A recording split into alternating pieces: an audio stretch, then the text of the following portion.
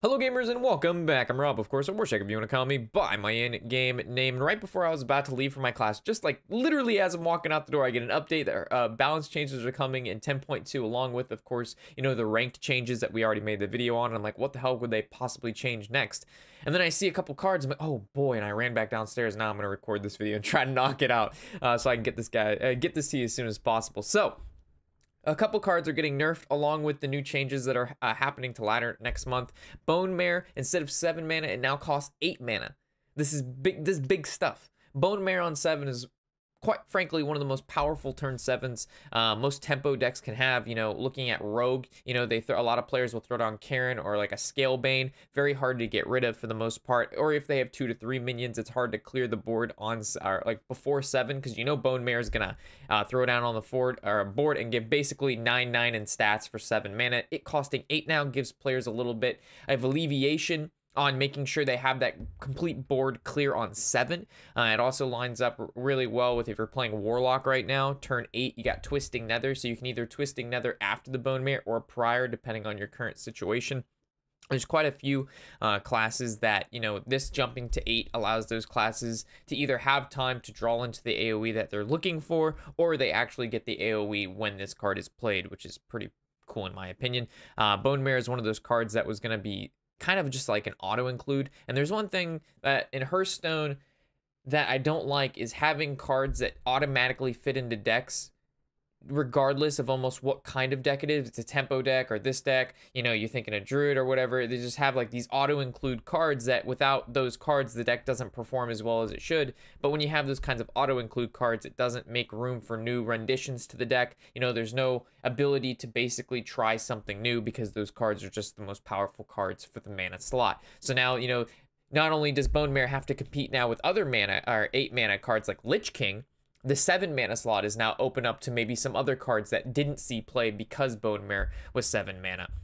So definitely changes like this allow for a lot of innovation in certain classes, and obviously to be able to play new cards at that particular mana cost. The next card is a card that I'm sure everybody in their right mind wanted to see happen, was the Corridor Creeper nerf. I mean, this is one of those cards that if you draw both of them in your open hand, or even just one of them, being able to play a 0 mana 5/5 on turn 2, 3, 4, 5. I mean, it's just so much of a swing. There's no downside to this card basically, unless you draw him really late in the game. Like if you just have him in the early stages of the match and minions are getting killed, this guy's going to get tremendous amount of value. It's not that you outskilled your opponent, you thought out this big process, or your deck revolves around Corridor Creeper. No, it's merely you just happen to draw this card before your opponent, or you had a lot of minions die and this guy was in your hand. So I like to see this change. You went from 7 mana 5/5 with the ability of cost 1 less whenever a minion dies, to a 7 mana 2/5 cost 1 less whenever this minion dies. That nerf, that's a big fucking nerf. I was thinking they would change him to like a 4/4, maybe increases mana cost to 10 so more minions had to die. But like, I mean, this is Corridor Creeper just got he just got beat down with the fucking wet noodle, man. So I highly doubt this Corridor Creeper will continue to find its way into decks. I mean, it's still I don't think it's a tragically terrible card. It's still basically a free 2/5 beast. Because you're going to be able to play it for 1, 2, even 3 mana. So he's pretty hard to get rid of. So I still think even with this nerf that he might see some play still. But in regards to what he was till now, and if he still sees play, that's like, if they nerf him like this, right, and he still sees play like decently, this card was so overpowered at 5/5. If he sees no play, then obviously the nerf was a little much, and they could have gone a little bit lighter. But in regards to the nerf, I mean, I hated Corridor Creeper. I didn't like the card design. Even when I was playing Tempo Rogue, I didn't like playing this card. I didn't like it. Same thing with Prince. It's a really shitty card design. Like, if you draw the card early, your win percentage goes way up. If you don't draw them, then your win percentage either stays the same or goes down, because you're not playing any 2-drops in your deck, and you don't draw the one reason that you don't have 2-drops in your deck. So it's just shitty card design like this. They need to implement cards that require some sort of, like, your deck revolves around it and there's synergies, or it's just a hard card to play. It's, I don't know. You guys have known my thoughts about combo decks and all that kind of stuff. Anyway, another card, we got 4 cards in total. All these cards are big heavy hitters. Oh my god, virus protection. You do you, man, but you don't need to be screwing up this video. You get on get now. Patches no longer has charge. So now he's just a 1 mana 1/1 after you play a pirate, summon this minion for your deck. This may not seem like a huge deal, but the fact that he had charged allowed for so much chip damage, along with when you played Captain or a Prince, you'd be able to pull a 2 mana 2/2 with charge, or a 3 mana, or 0 mana 2/2 with charge if you played him with Captain, or let's say you Princed and then you Captain, you'd pull Patches and as a 3/3 charge, and pulling the card is still very good. This card is still a good card.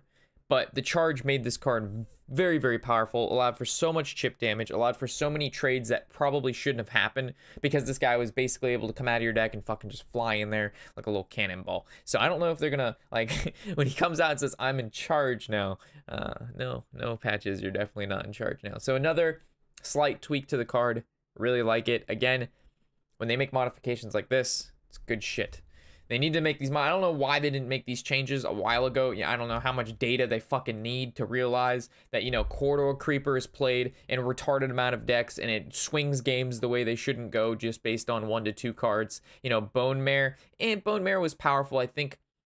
Depending on what they print, maybe they could have left him at 7, but him going to 8's okay too. Like, minor tweaks like this, you don't mind it. Just mixes things up, makes people have to think, you know, what do I really want to play now? And I think, you know, buffing and nerfing cards that see too much play and then cards that don't see enough play needs to happen more often. The last card on the list here, guys, is going to be Raza. For those of you who play Priest, you're like, oh my god, I just crafted Raza Priest and now the deck sucks. The deck doesn't suck. The deck is still going to be pretty good. It's just not fucking retardedly broken where you can just face roll your opponent if you Raza on 5 and Anduin on 6, which is good. You shouldn't be able to just face roll if you happen to draw the cards. It should be, you know, you draw the cards, you know, it looks good. It's a lot better than just not drawing the cards, but you shouldn't just be able to win because you drew those cards. Like, that's such a silly way to play this game.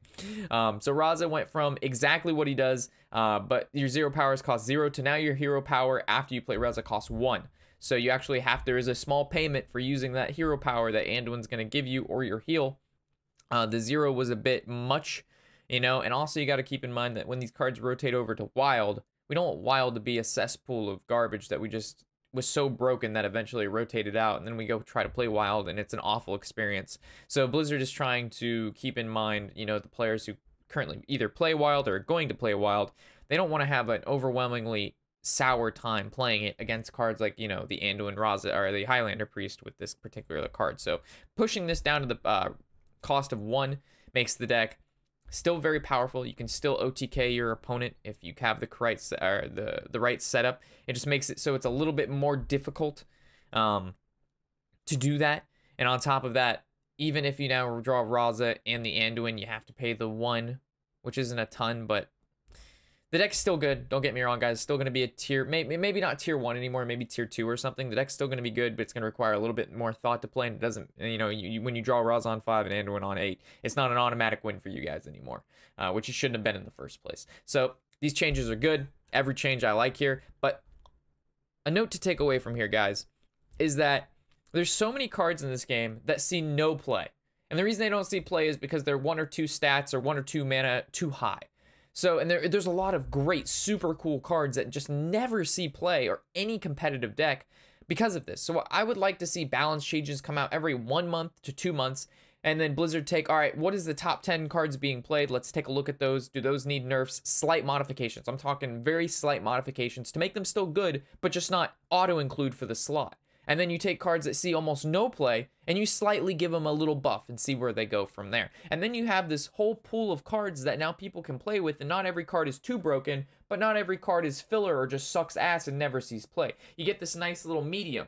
You know, you get that, what is it, the curve, where everything lies on, like, you know, the 80 percentile range or whatnot. I know you statistic majors know it a lot better than me, but you guys know what I'm talking about. When you have a pool of cards and like all of them can see play and they're not all trash, because there's some trash ass cards right now that you could use some buffs, but you know, Blizzard's never going to go back and look at those cards, but it would allow for such a cool meta. Imagine that, guys.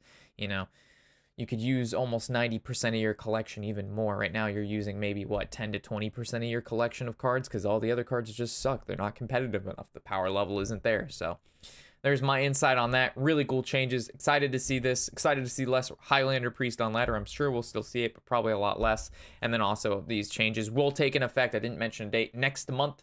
So when the ranked changes and the whole ladder system, I wouldn't say changes, but it's slightly tweaked. These cards will be tweaked as well. So at the beginning of I don't think it's the beginning of February. I think it's beginning of March. Yeah, I think we got 1 month. Yeah, once these card changes are live with the update next month. Yep. So I will see you guys in the next video, of course. I appreciate you watching, and I'd love to see what you have to say about what I've said or any of the cards that we've gone over if I happen to miss on anything. As always, guys, I'm Warshak, and happy whatever the hell day it is.